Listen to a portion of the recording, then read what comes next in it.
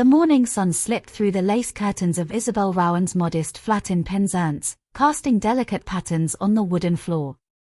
She sat at her small oak table, sipping her tea, when the sound of the post slot rattling made her glance towards the door. A thick ivory envelope lay on the mat, its edges gilded and her name written in elegant cursive. Her hands trembled slightly as she picked it up. The wax seal bore the crest of a blackthorn branch entwined with a silver crown, a symbol she recognized from the stories Edward had told her about his family's estate. She broke the seal and unfolded the heavy paper inside. It was an invitation. Dinner at Blackthorn Hall. The date was only 3 days away. Isabel's heart quickened. She had heard whispers about Edward's home, an imposing manor perched on a cliff overlooking the Atlantic. The locals said its walls had seen more scandal than celebration, but Edward rarely spoke about it. This would be her first time meeting his family.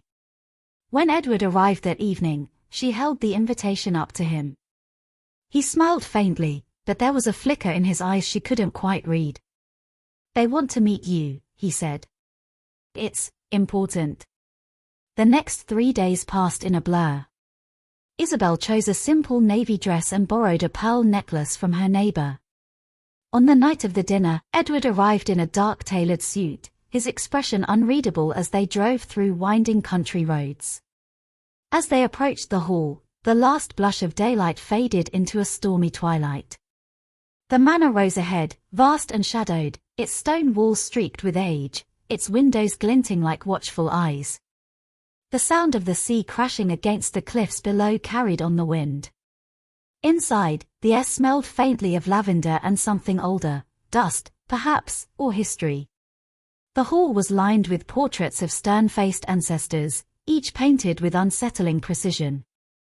At the far end, standing beneath a chandelier that dripped crystals like frozen rain, was Lady Clarissa Blackthorne. Her smile was cold. "So," she said, her voice smooth but sharp, "you must be Isabel." Lady Clarissa's eyes swept over Isabel from head to toe, lingering just long enough to make her feel exposed. "You have come a long way," she said, her tone suggesting both observation and judgment.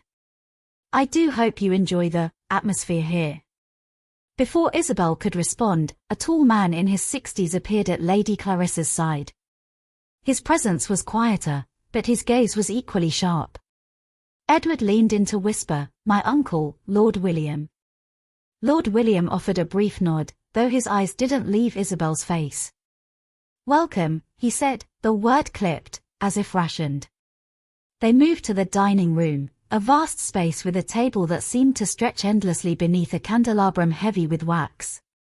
Servants in muted livery glided in and out, placing silver platters of roasted meats, vegetables, and sauces that shimmered under candlelight.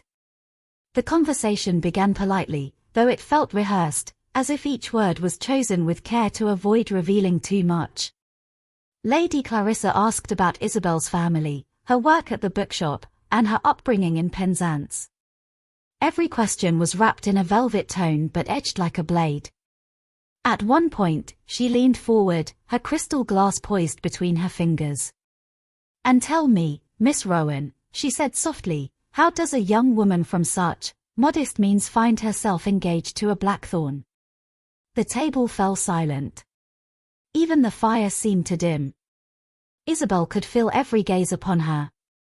She opened her mouth to speak, but before she could answer, a loud, deliberate sound broke the tension, Lord William's fork clinking against his plate.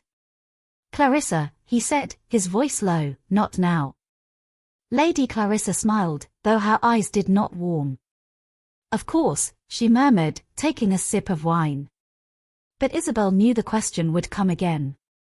The rest of the meal passed in a blur of polite smiles and sharp undercurrents.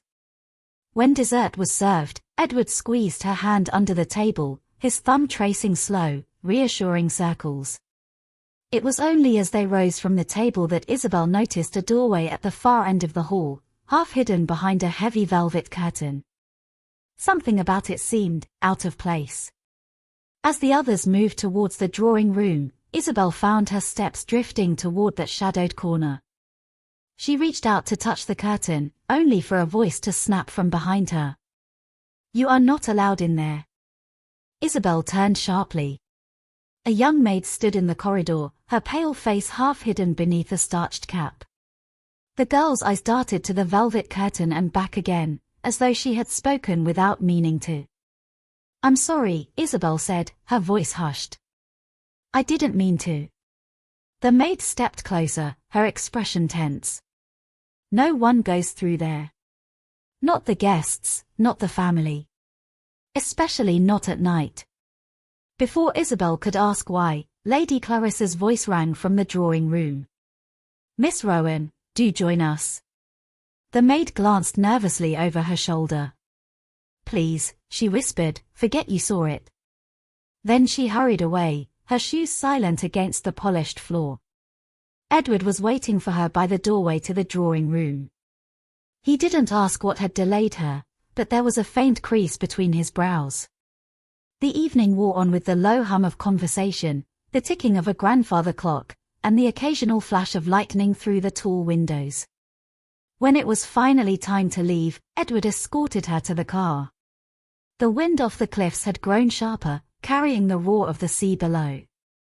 Isabel looked back once more at the hall. The curtain was still there, drawn tight, hiding whatever lay beyond.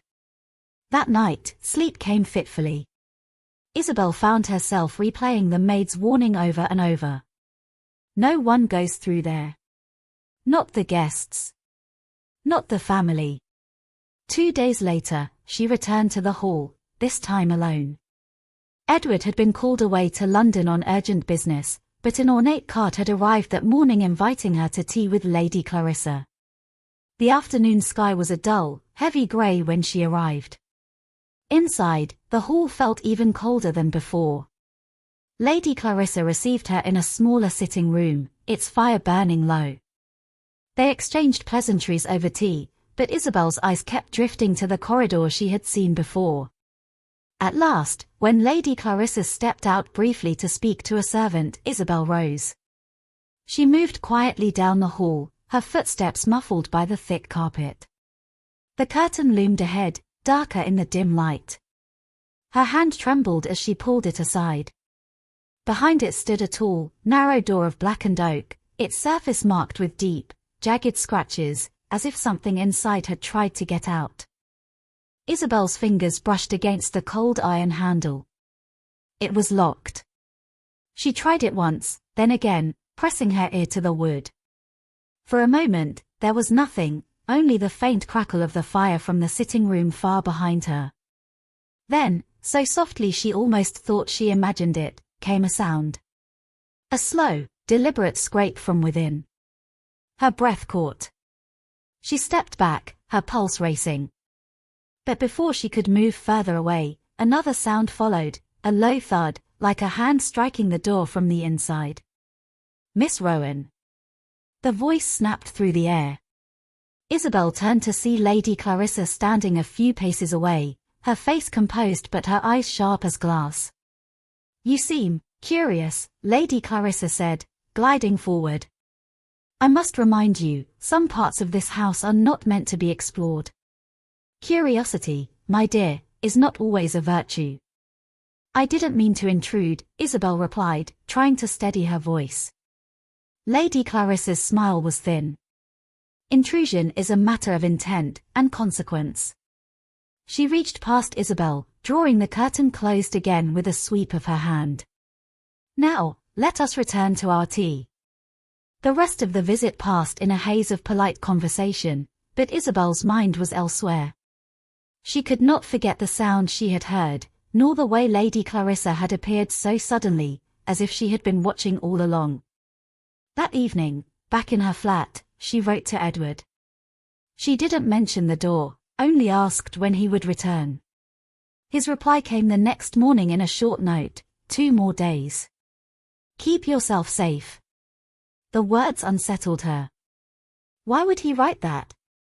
2 days later, Isabel returned to Blackthorn Hall once more, this time at Edward's invitation for a private dinner. The night was darker than any before, the sea below hidden beneath a restless fog. Inside, the manor was strangely quiet, the usual murmur of servants absent. After the meal, Edward took her hand. "There's something I need to show you," he said. His voice was low, almost hesitant. He led her down the main corridor, but stopped not at the drawing room, nor the grand staircase, but before the heavy velvet curtain. "I shouldn't," he murmured, glancing over his shoulder. "But you deserve to know what's behind this door." Edward hesitated, his hand resting on the iron handle. "If I open this," he said quietly, "you cannot unsee it. And you must promise not to speak of it to anyone. Not even in a whisper." Isabel nodded, her pulse quickening. She watched as he took a small brass key from his pocket and slid it into the lock. The mechanism gave a reluctant click. The door creaked open. A breath of cold, stale air drifted out, carrying a faint scent of salt and something metallic. The room beyond was narrow and dim, lit only by the moonlight spilling through a barred window high on the wall.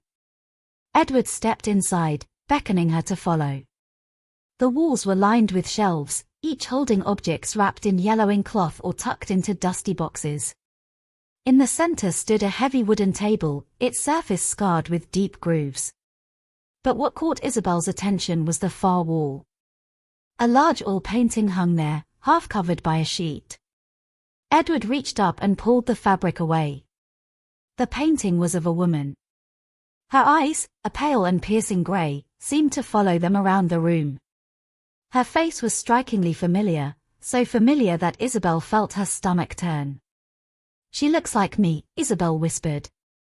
"She should," Edward said, his voice grim. "She was your grandmother." Isabel's breath faltered. "That's not possible. My grandmother died before I was born, she was never."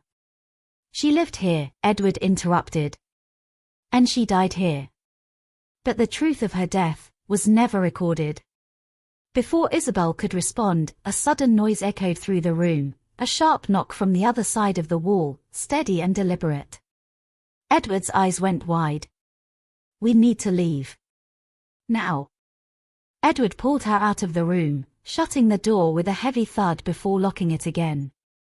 His hand gripped hers tightly as they walked quickly down the corridor, the velvet curtains swaying in their wake. They didn't speak until they reached the library, a cavernous room lined with dark shelves and the faint scent of leather-bound books. Edward closed the door behind them and leaned against it, breathing hard. "That knock you heard," he said, "was not the wind, and it was not the house settling. Someone, or something, wanted us to know it was there." Isabel swallowed. "What happened to her?" "To my grandmother." Edward hesitated, glancing toward the tall windows as though the walls themselves might be listening. "Her name was Margaret Rowan. She was engaged to my grandfather, but she disappeared the night before their wedding. The official story says she fell from the cliffs during a storm. But my father told me once, in a drunken moment, that she never left the hall." "Then where?" Isabel began, but Edward shook his head sharply. "Not here," he said. "Too many ears in this house." A shadow crossed the library door. Isabel froze, but the figure did not enter. It paused, then moved away. Edward reached for a drawer in the massive desk and retrieved a small leather-bound journal. "This belonged to her," he said, placing it in Isabel's hands. "I found it hidden in the cellar when I was 16. I've never shown it to anyone until now." The leather was cracked with age, the clasp tarnished. Isabel undid it carefully and turned to the first page. A date was written at the top, the 12th of October 1954, followed by a line in neat, looping script. "If you are reading this, it means the Blackthorns have finally lost their hold on my blood." The air in the room seemed to tighten. From somewhere deep in the hall, a sudden crash rang out, followed by the unmistakable sound of a woman's voice, calling Isabel's name. Isabel's heart pounded as she reached the end of the West Wing corridor. The air felt colder here, the faint smell of salt and damp seeping through the ancient walls. At the very end, she found it, a heavy oak door, darker than the rest, with a rusted iron handle that looked as though it had not been touched for years. She pressed her ear against it. Nothing. No sound, no movement. But a strange sensation washed over her, as if the silence itself was watching her. She glanced over her shoulder. The hallway was empty. Slowly, she grasped the handle and twisted. It did not move. Locked. Her eyes swept along the skirting board, noticing a thin trail of dust disturbed only near the threshold. Someone had been here recently. She dropped to her knees, feeling the cold floor under her fingertips, and caught sight of something beneath the door, a small scrap of paper, yellowed with age. She pulled it free. It was a torn photograph. Half of a young woman's face stared back at her, the other half missing. But the eyes, they were unmistakable. They were Edward's. Not just similar, but identical in color, shape, and expression. Her breath caught in her throat. Footsteps echoed faintly from around the corner. Isabel scrambled to her feet, clutching the photograph tightly. The sound grew nearer, heavier, deliberate. She stepped back into a shadowed alcove just in time as the figure emerged, Lady Clarissa, holding a key in one hand and a candle in the other. Clarissa paused at the locked door, her expression unreadable in the flickering light. She slid the key into the lock and turned it with a slow, deliberate click. The door creaked open a fraction, releasing a faint draft that carried a scent Isabel could not place, sweet, yet faintly metallic. Without a word, Clarissa slipped inside and closed the door behind her. Isabel stood frozen in the dark, the photograph burning in her palm, realizing that whatever lay beyond that door was the heart of Blackthorn Hall's secrets. And now, she had no choice but to find a way inside. The rain had stopped, but the air inside Blackthorn Hall still carried the damp scent of the storm. Edward stood by the hearth, his face pale and drawn. Isabel entered the drawing room slowly, her eyes never leaving him. The fire crackled, casting shadows on the panelled walls. Lady Clarissa sat in the high-backed chair, her hands clasped tightly in her lap. There was no trace of her usual elegance.